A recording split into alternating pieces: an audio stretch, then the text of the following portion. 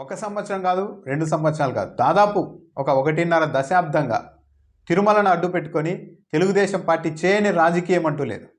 తన ప్రత్యర్థుల్ని దెబ్బ కొట్టడానికి తిరుమలని అవకాశంగా వాడుకొని రకరకాలుగా అసత్య ప్రచారాలు లేని ఉన్నట్టు అక్కడ పెద్ద కొలను ఉంది అని చెప్తారు, కానీ అక్కడికి వెళ్ళి చూస్తే బురద కూడా ఉండదు. అయినా సరే ఆ బురదనంతా తీసుకోవడం, తన ప్రత్యర్థుల మీద చల్లడం. ఇంకా జగన్మోహన్ రెడ్డి 5 ఏళ్ళు ముఖ్యమంత్రిగా ఉన్నప్పుడైతే ఆయన మీద చేయని అసత్య ప్రచారం లేదు. తిరుమల వేదికగా ఏ చిన్న పొరపాటు జరిగినా తప్పు జరిగినా జగన్మోహన్ రెడ్డి ముఖ్యమంత్రిగా ఉండడం వల్లే ఇవన్నీ జరుగుతున్నాయి, ఈ అరిష్టాలన్నీ జరుగుతూ ఉన్నాయి. వెంకటేశ్వర స్వామి కోపం వచ్చింది, వెంకటేశ్వర స్వామి జగన్మోహన్ రెడ్డి పరిపాలనని అంగీకరించడం లేదు, అందుకే ఇవన్నీ జరుగుతున్నాయంటూ ప్రచారం చేశారు. చివరకు వెంకటేశ్వర స్వామి ఏమనుకుంటున్నారో కూడా ఈ టీవీ ఛానళ్ళు, తెలుగుదేశం పార్టీ వాళ్ళు, మీడియా వాళ్ళే చెప్పేవాళ్ళు.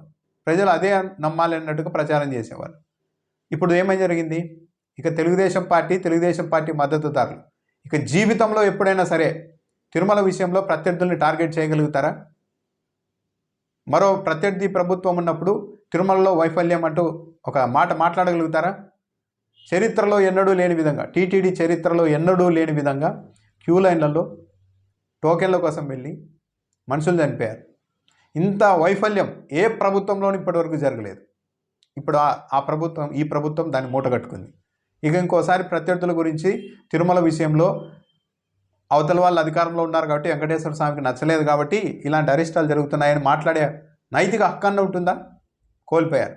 అంటే మీడియా చేతిలో ఉంది కదా, మనం ఏమైనా ప్రచారం చేయగలుగుతాం కదా అని అసత్య ప్రచారాలు చేస్తూ వెళ్తే కర్మ ఒక రోజు అన్నది తిరిగి వస్తుంది అనేది ఇదే. చాలా బాధాకరం. ఈ మొత్తం ఆటలో సామాన్యులు, అమాయకులు చనిపోవడం అన్నది బాధాకరం.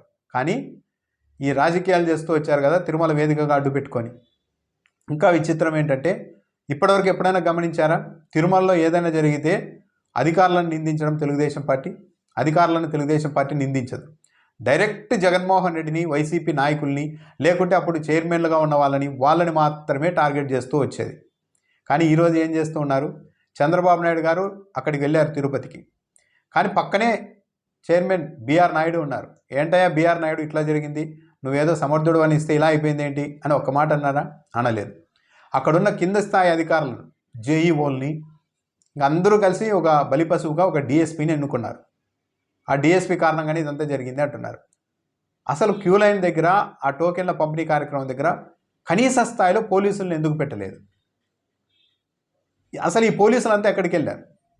ఇదే టీటీడీ చైర్మన్ చెప్తూ ఉన్నారు, నాతో ఎస్పీ చెప్పారు 5,000 మంది పోలీసులనైనా తీసుకొస్తాం, భక్తులకు అన్ని సవ్యంగా ఉండేలా చూస్తామని చెప్పారన్నారు. కనీసం ఒక 50 మంది పోలీసులను ఎందుకు పెట్టలేకపోయారు? 5,000 మంది పోలీసుల సంగతి తర్వాత 50 మంది పోలీసులు కూడా ఎందుకు పెట్టలేకపోయారు? ఇప్పుడున్న ఎస్పీ చాలా సమర్థుడని తెలంగాణ క్యాడర్ నుండి తెచ్చుకున్నారు సుబ్బారాయుడిని. ఆయన మొత్తం వైసీపీ వాళ్ళ మీద ఎలాంటి కేసులు పెడుతున్నారో అందరూ చూస్తూనే ఉన్నారు. మరి అంత సమర్థుడని తెలంగాణ నుంచి తెచ్చుకున్న తెలంగాణ క్యాడర్కి సంబంధించిన సుబ్బారాయుడు ఎస్పీగా మరి ఎందుకు ఇవన్నీ నియంత్రించలేకపోయారు? అంటే కింది స్థాయిలో కానిస్టేబుళ్ళు, సిఐలు, ఎస్ఐలు తప్పు జరిగితే వాళ్ళేనా? ఇక ఎస్పీలు ఎందుకు? పై స్థాయి అధికారులు ఎందుకు? క్షేత్రస్థాయిలో ఉన్న వాళ్ళది తప్పు అయితే వీళ్ళున్నది ఎందుకు? మానిటర్ చేయాలి కదా, పర్యవేక్షించాలి కదా ఏం జరుగుతుందన్నది. పైగా హఠాత్తుగా అదేదో ఉప్పెనలా వచ్చి పడలే. ఉదయం నుంచి అక్కడ 1000 మంది పోగవుతున్నారు. అసలు తిరుపతిలో ఉన్న వాళ్ళే చెప్తున్నారు ఆశ్చర్యంగా, మేము ఎప్పుడూ చూడలేదు రోడ్ల మీద ఇన్ని 100 మంది 1000 మంది ఉండడం అని. అంటే మొత్తం ఈ ప్రోగ్రామ్ను ఎగ్జిక్యూట్ చేయడంలోనే వైఫల్యం చెందారు. జరుగుతున్న తప్పు ఎక్కడ జరిగింది? ఈ టోకెన్ల పంపిణీకి కావచ్చు, ఈ తిరుమల వ్యవహారాలకు సంబంధించి కావచ్చు, ఈ క్లౌడ్ని ఎలా మెయింటైన్ చేయాలి అన్న విషయాలపైన స్పష్టమైన అవగాహన, అనుభవం ఉన్న అధికారులను అందరినీ, వీళ్ళంతా వైసీపీ వాళ్ళు, వీళ్ళు మనకు మద్దతుదారులు కాదు అని చెప్పి వాళ్ళందరినీ పక్కన పడేసి మన మద్దతుదారులే ఉండాలని చెప్పి అందరినీ తెచ్చిపెట్టుకున్నారు. వాళ్ళకి ఏది తెలియడం లేదు, ఎలా ఎగ్జిక్యూట్ చేయాలో తెలియడం లేదు. అలా దాని కారణంగానే 1000 మందిని ఒక పార్కులోకి పంపించడం, ఒక రోజంతా ఉదయం నుండి సాయంత్రం వరకు మంచినీళ్ళు కూడా ఇవ్వకుండా అంతమందిని పెడుతూ ఉంటే మాకేం తెలియదు, అంతా డిఎస్పీ చేశారంటే ఇంకేమనాలి? అంటే డిఎస్పీ ఒక 2,000-3,000 మందిని దాదాపు ఒక పార్కులో ఉదయం నుంచి సాయంత్రం వరకు గేట్లు వేసి మంచినీళ్ళు కూడా ఇవ్వకుండా పెడితే, ఆ విషయం కూడా తమ భక్తులు, ఇక్కడికి వచ్చిన భక్తులు ఎక్కడున్నారో వాళ్ళ ఇబ్బందులు ఏమున్నాయన్న విషయం కూడా టీటీడీకి తెలీదా? డిఎస్పీ చేసేశారు అని చెప్తున్నారు. అంటే ఒక అధికారో ఒక కింది స్థాయి పోలీసులో సిఐఓ ఎస్ఐఓ డిఎస్పీనో తలుచుకొని ఓ 3,000 మంది భక్తులను ఒక చోట ఉదయం నుండి సాయంత్రం వరకు మంచినీళ్ళు కూడా ఇవ్వకుండా నిర్బంధిస్తే టీటీడీకి కనిపించదా? టీటీడీ ఈఓ ఏం చేస్తున్నారు, చైర్మన్ ఏం చేస్తున్నారు? పైగా చైర్మన్ గారికి ముందే అక్కడ గొడవలు జరుగుతాయి అన్న సమాచారం ఉన్నప్పుడు ఇంకా ఎంత అప్రమత్తంగా ఉండాలి? ఎందుకు ఉండలేదు? సరే, ఈరోజు డిఎస్పీది కింది స్థాయి అధికారులది, జేఈఓ గౌతమి గారిని అయితే చంద్రబాబు నాయుడు గారు బాగా గట్టిగానే క్లాస్ తీసుకున్నారు. వైసీపీ వాళ్ళు దీని అంతా వైఫల్యం పోలీసుల పరంగా ఎస్పీ సుబ్బారాయుడు వైఫల్యం ఉంది, టీటీడీ నుంచి చైర్మన్, ఆ తర్వాత అత్యంత ముఖ్యమైన వెంకయ్య చౌదరి వైఫల్యం ఉందని చెప్తూ ఉంటే చంద్రబాబు నాయుడు గారు గౌతమి గారిని క్లాస్ తీసుకున్నారు. సరే, ఆమెను క్లాస్ తీసుకోకూడదు అని మనమే అనకూడదు, కానీ మిగిలిన వాళ్ళ విషయంలో కూడా ఇదే చేయాలి కదా. సరే, ఈరోజు ఇది జరిగింది కాబట్టి ఒక డిఎస్పీ కింది స్థాయి అధికారులు కారణమని చెప్తూ ఉన్నారు. ఒకవేళ ఈ వైకుంఠ ఏకాదశికి సంబంధించిన ఏర్పాట్లు సక్సెస్ అయ్యి దర్శనాలు కూడా అత్యంత ఘనంగా జరిగి ఉండి వైభవంగా జరిగి ఉంటే ఆ క్రెడిట్ ఎవరు తీసుకునేవాళ్ళు? ఇదే మీడియా సంస్థలు, ఇదే తెలుగుదేశం పార్టీ వాళ్ళు. చూసారా, బీఆర్ నాయుడు గారిని చైర్మన్ చేయడం వల్ల ఎంత అద్భుతంగా వైకుంఠ ఏకాదశి దర్శనాలు చేయించారో అని చెప్పేవాళ్ళే, కానీ కింది స్థాయి పోలీసులు అధికారులు టీటీడీ సిబ్బంది ఎంత అద్భుతంగా చేశారని చెప్పి ఉండేవాళ్ళ. చంద్రబాబు నాయుడు గారు ముఖ్యమంత్రిగా ఉన్న కారణంగా చూసారా, తిరుమలలో ఎలాంటి చిన్న పొరపాటు కూడా జరగకుండా ఎంత అద్భుతంగా కార్యక్రమం పూర్తి అయిందో అని ప్రచారం చేసి ఉండేవాళ్ళే కదా. అధికారులకు క్రెడిట్ ఇచ్చి ఉండేవాళ్ళ, కింది స్థాయి సిబ్బందికి ఇచ్చి ఉండేవాళ్ళ, 1% కూడా ఇచ్చి ఉండేవాళ్ళుగా. చంద్రబాబు నాయుడు గారు ఈవో గారితో ఒక మాట చెప్పారు ఇందాక అక్కడ పరామర్శకు వెళ్ళినప్పుడు, అదంతా పరిశీలిస్తున్నప్పుడు. అడ్మినిస్ట్రేషన్ అనేది పొరపాట్లు జరగకోకుండా ముందే చూసుకునేది అడ్మినిస్ట్రేషన్, పొరపాట్లు జరిగిన తర్వాత చేసేది కాదు అడ్మినిస్ట్రేషన్ అన్నారు. అసలు మొత్తం ఈ స్టేట్లో ఏం జరుగుతుందో నాకు తెలుసు, ఏ వీధి లైట్ వెలుగుతుందో నాకు తెలుసు అని చెప్పే ముఖ్యమంత్రి గారికి తిరుమలలో ఇంత ఘోరం జరుగుతున్నా కూడా ఆయన వరకు రాలేదు, అక్కడ ఏర్పాట్లు ఎలా ఉన్నాయో కూడా మాకు తెలియదు, ఇదంతా అధికారులే చేశారు అని అంటే ఇంకేమనాలి? అంటే మంచి జరిగితే క్రెడిట్ మనది, వైఫల్యం జరిగితే మొత్తం అధికారుల ఖాతాలో వేయడం.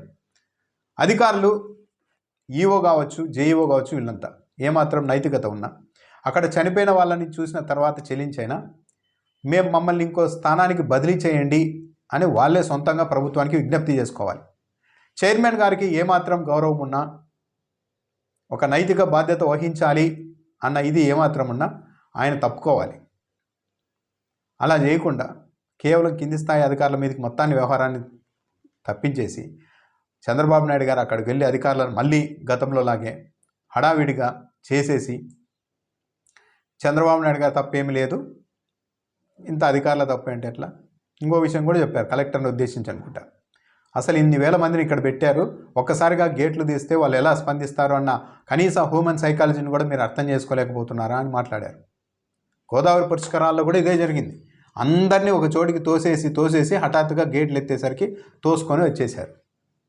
అంటే అలాంటి ఇన్సిడెంట్లు ఉన్నాయని తెలిసి కూడా ఇక్కడ పాఠాలు నేర్చుకోలేదు అంటే మొత్తం సమన్వయం లేదు. టీటీడీలో ఎవరికి కావాల్సిన వాళ్ళకి వాళ్ళ దర్శనాలు చేయించుకోవడం, ఎవరికి కావాల్సిన టికెట్లు వాళ్ళు అమ్మేసుకోవడం, ఈ వ్యవహారం మీద వీళ్ళంతా పనిచేస్తున్నారా, లేకుంటే నిజంగా సామాన్య భక్తుల గురించి పనిచేస్తున్నారా అన్న అనుమానం అయితే కలుగుతుంది. నిన్న జరిగిన ఘటన చాలామంది తిరుపతి వాసులు చెప్పేది, మేము ఎప్పుడూ చూడలేదు ఇంత వరెస్ట్గా ఏర్పాట్లు, ఇంత కోఆర్డినేషన్ లేకుండా, ఎప్పుడు టోకెన్లు ఇస్తారో తెలియకుండా వేల మందిని పార్కుల్లో కూర్చోబెట్టడం, రోడ్ల మీద ఉంచడం, ఇవన్నీ మేము ఎప్పుడూ చూడలేదు, గతంలో ఎప్పుడూ లేవని కూడా చెప్తున్నారు. అంటే ఒక ఎగ్జిక్యూట్ చేయడంలోనే మొత్తం వీళ్ళ దగ్గర ఏమాత్రం ప్లాన్ లేదు. ఒక పశువుల్లాగా అందరినీ ఒక చోటికి తోలేసి హఠాత్తుగా టోకెన్లు ఇస్తామని చెప్పేసి ఇదంతా ఒక విచ్చలవిడిగా చేశారు, ఏమాత్రం బాధ్యత లేకుండా చేశారు. సో ఇది అధికారుల మీదకి తిట్టేసి ఏదో ఒక డిఎస్పీనో లేకుంటే ఇంకో 2-3 అధికారులను సస్పెండ్ చేస్తే మాత్రం ఇది తప్పు ఒప్పైపోదు. వాళ్ళ మనస్సాక్షిని ప్రశ్నించుకోవాలి ప్రతి ఒక్కరు.